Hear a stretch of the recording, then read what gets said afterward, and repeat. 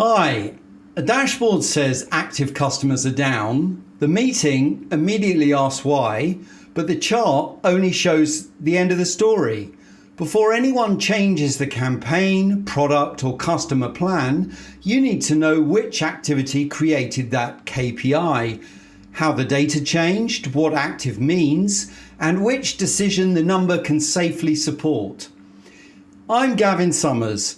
In episode 3, we'll trace one fictional KPI from source system to business decision and turn the path into evidence you can actually use.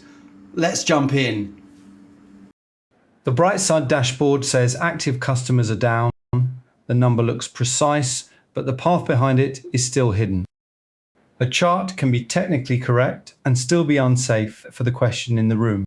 Another report can use the same label while following different rules.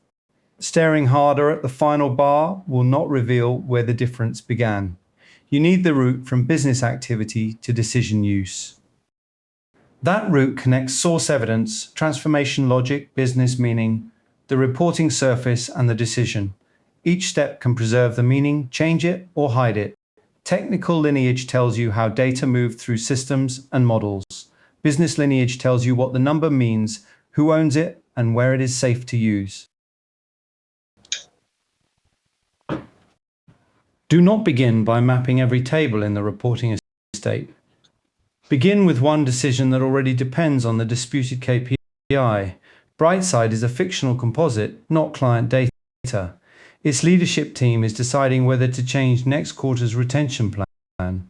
Write the action, the decision owner, and the consequence of choosing badly.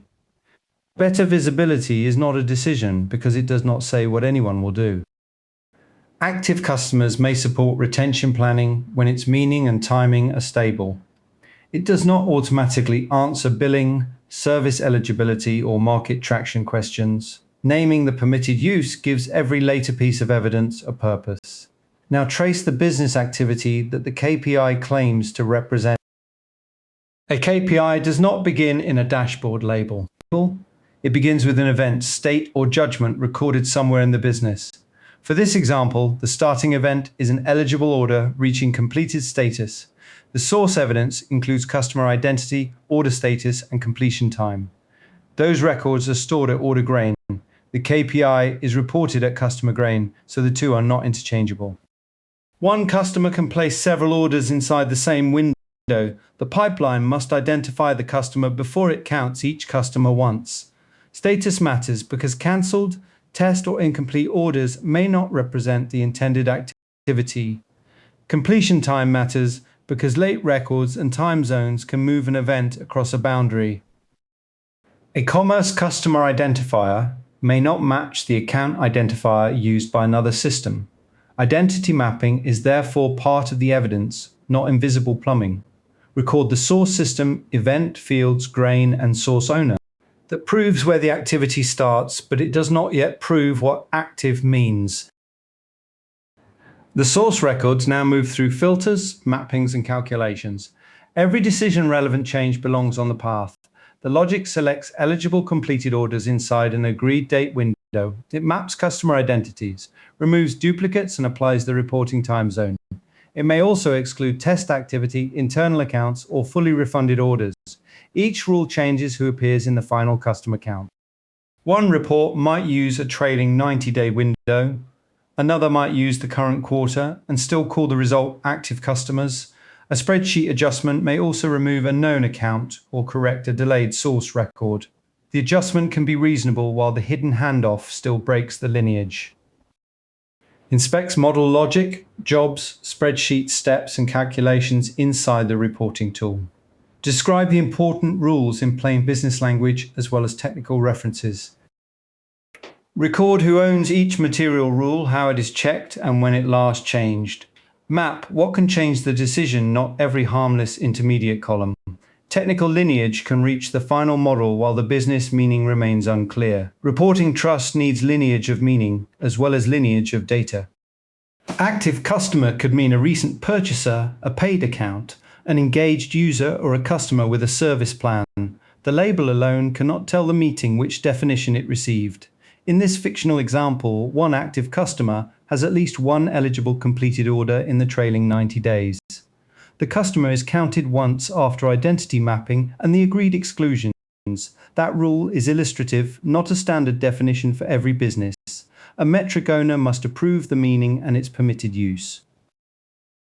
Timing and caveats belong beside the definition. Late completions or later refunds can change a recently reported count. Source owner, metric owner, report custodian, and decision owner can be different people.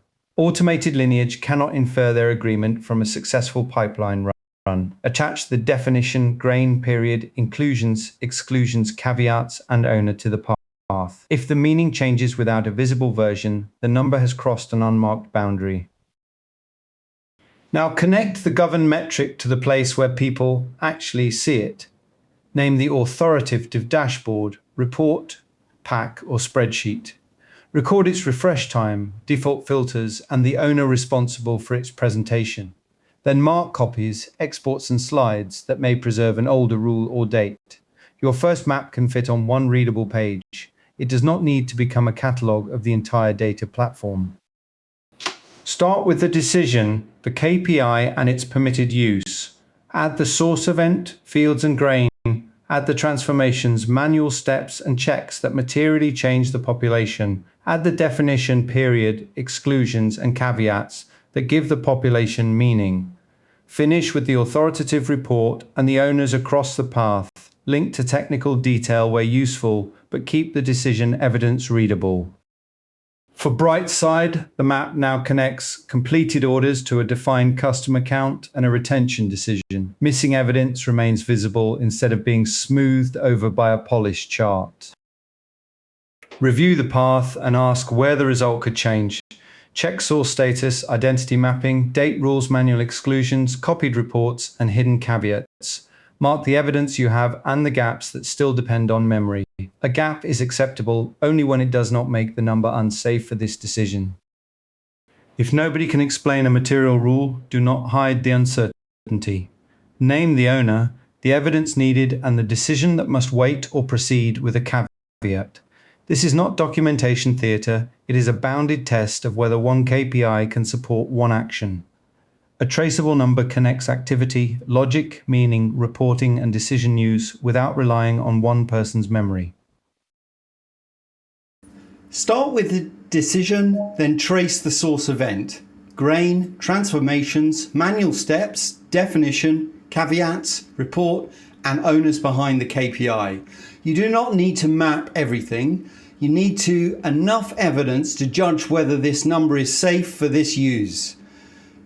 Read Source to Report Lineage Explained, link below. It gives you the questions to ask when a dashboard shows the end of a path you cannot yet see. In episode 4, we'll show why your spreadsheet is already a semantic layer and where formulas, lookups, and manual judgment can change business meaning.